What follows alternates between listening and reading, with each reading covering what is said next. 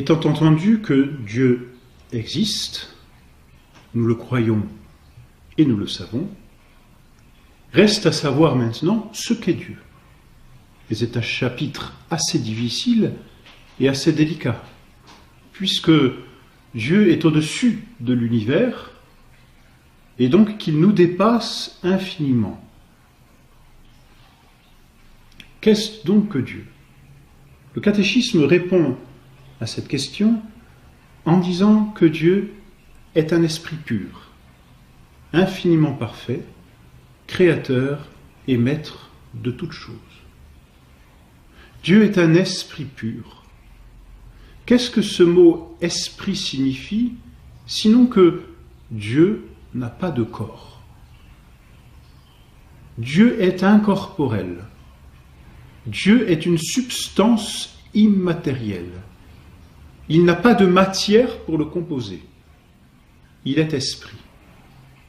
Alors, parce qu'il n'a pas de corps, comme nous en avons un, nous ne pouvons ni le voir, ni le sentir, ni le toucher, ni le goûter. Il est inaccessible à nos sens. Mais ça n'est pas parce qu'il est inaccessible à nos sens qu'il n'existe pas. La preuve, c'est que nous avons bien vu son œuvre, et à son œuvre, nous savons qu'il existe. De la même façon que celui qui contemple un tableau sait nécessairement que ce tableau a un auteur, de la même façon, celui qui contemple la nature sait que la nature a un auteur. Or, en contemplant le tableau, je ne vois pas forcément l'auteur, je ne l'entends pas, et peut-être même est-il déjà mort. Mais le tableau reste, le manifestant, quoi qu'il arrive, que si je ne sens pas, si je ne vois pas, si je n'entends pas son auteur, je sais qu'il existe. Ça n'est pas possible autrement, ou qu'il a existé. Il en va de même pour Dieu. Simplement, nous ne pouvons pas dire que Dieu a existé. Dieu continue d'exister, et nous le verrons un peu plus tard, parce que si Dieu n'existait plus, il ne serait plus un être nécessaire, donc il ne serait plus Dieu, et donc notre preuve tomberait, ou du moins ce serait un cercle vicieux, par lequel le serpent se mordrait la queue, finalement. Et encore, Dieu existe parce que tout existe encore. Dieu maintient les choses dans l'existence. Mais nous ne le voyons pas, parce qu'il est esprit.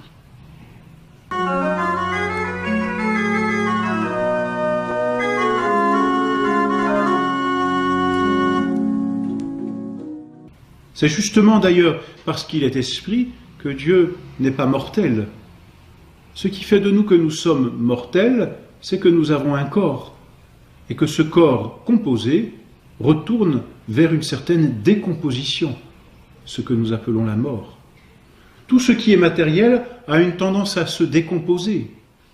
Et cette décomposition est toujours une décadence. Mais Dieu est maître de toutes choses.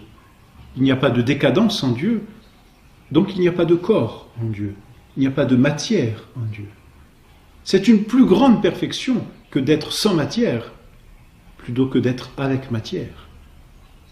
Dieu est plus parfait que nous, parce qu'il n'a pas de matière. Et nous, nous sommes des êtres imparfaits en raison même de notre propre corps. Cependant, ça n'est pas parce que Dieu n'a pas de corps qu'il n'existe pas. Nous n'avons jamais vu d'intelligence. Nous n'avons jamais vu de volonté. Qui a déjà vu une volonté? Qui peut dire même qu'il a vu la vie? Non. On ne voit pas ces réalités. Elles sont immatérielles, mais nous le savons, elles existent. Se parler entre nous, et même se comprendre, c'est bien là une preuve d'intelligence. Et pourtant, où est-elle, cette intelligence? Le médecin, en ouvrant un crâne, a-t-il vu une intelligence? Non, il ne l'a pas vue. Et pourtant, elle est là. Le chirurgien, en opérant, a-t-il vu la volonté de son patient? Il ne l'a pas vue. Et pourtant, nous le savons, elle est là, elle existe, de fait, mais elle est immatérielle. Nous savons bien que nous manions des concepts, nous manions des idées, et nous savons aussi que parfois notre corps obstrue ces idées et ces concepts, de telle sorte qu'il nous devient difficile de penser. C'est bien là la preuve que notre corps apporte comme une imperfection, si l'on peut dire. à ce qu'il y a en nous d'immatériel. Mais Dieu est un esprit pur parce qu'il est parfait, parce qu'il est au-dessus de tout, parce qu'il est maître et créateur de toutes les choses. Alors il n'a pas de corps, et c'est sa perfection.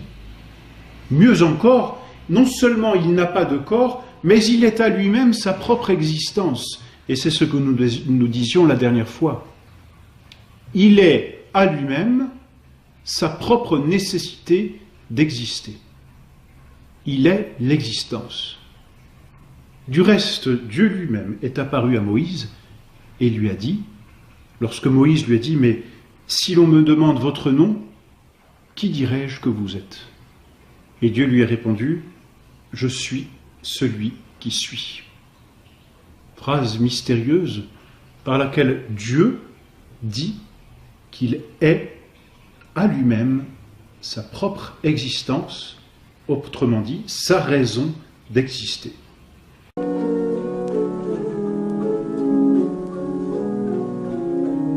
Dieu existe par lui-même, Dieu est son existence, c'est sa nature. Il est l'existence par excellence. Non pas une existence ou un substrat dans lequel tout existerait, ce serait une forme de panthéisme, comme si nous existions tous en Dieu et que nous étions une parcelle de Dieu. Ce serait une forme de panthéisme, et du reste nous n'avons pas conscience d'être cette parcelle de Dieu. Et puis Dieu serait imparfait si nous étions Dieu et des émanations de Dieu. Ce serait une imperfection de Dieu, ce serait dire que Dieu est lié nécessairement à sa créature, et donc qu'il n'a pas en lui-même toute sa nécessité.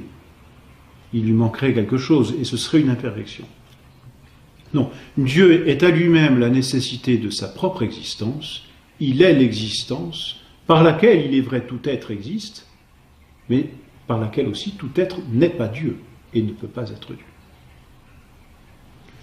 Pour Dieu, être à lui-même la raison d'exister, cela porte un nom, dérivé du latin, un nom typiquement théologique, que l'on appelle l'acéité. Acéité, ce mot vient du latin ac, qui veut dire par soi. Dieu existe par lui-même. Nous n'existons pas par nous-mêmes. Et rien de ce qui nous entoure n'existe par lui-même. Notre existence, nous la tenons d'un autre, ab alio en latin. Nous venons de quelqu'un d'autre. Nous tirons notre existence de quelqu'un d'autre. Nous avons été et nous sommes dépendants pour exister. Nous ne sommes pas les maîtres de notre propre existence.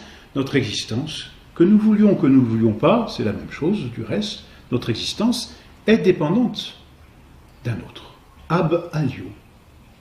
Mais Dieu, parce qu'il est le premier et la cause nécessaire de lui-même, tient son existence de lui-même, il existe AC, c'est-à-dire par lui-même, et donc en français, nous fabriquons ce mot, ou ce néologisme si vous voulez, nous fabriquons ce mot, mais typiquement théologique, par lequel nous disons que Dieu a en lui la raison de son existence, et c'est, l'on peut dire, c'est le mot principal, qui le définit, c'est l'acéité. Dieu existe par lui-même, et sa nature, c'est d'exister, et ainsi de donner l'existence.